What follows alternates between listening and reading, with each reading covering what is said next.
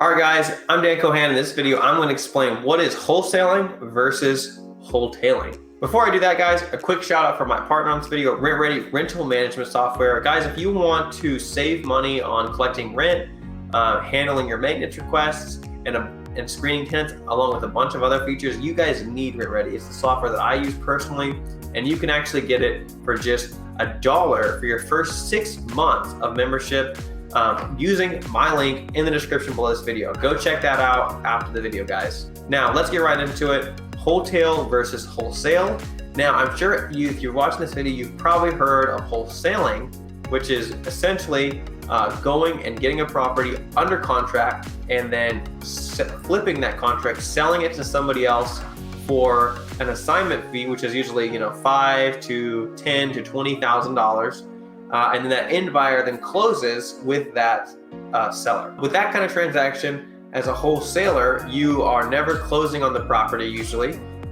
You just get a really good deal and sell it to a flipper who buys it for a slightly higher price, and then you get the spread and the difference, and that's how you make your money. So you're never closing, you're never coming out of pocket for anything in terms of the transactional funding.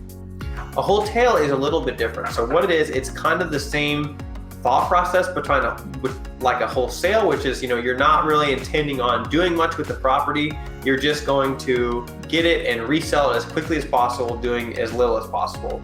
But with a wholetail, you're going to close on the property, and you might do like a tiny bit of rehab, like clean the place up, like maybe clean out the junk in it or something like that, and just get it to where it's like you're probably doing less than $1,000 worth of work.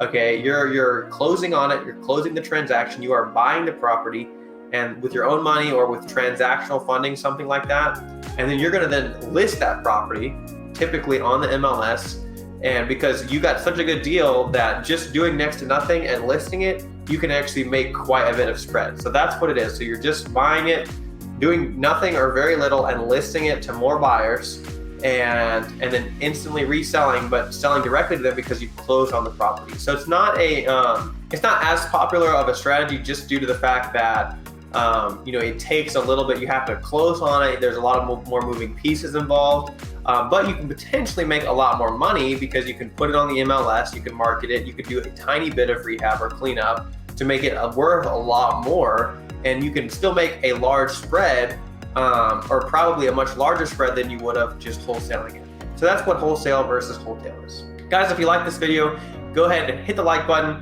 Check out Rent Redi if you're looking to manage some rental properties, only $1 for 6 months, link in description. Subscribe to the channel, watch another video, and this is Dan Cohan, and I will see you guys in the next chapter.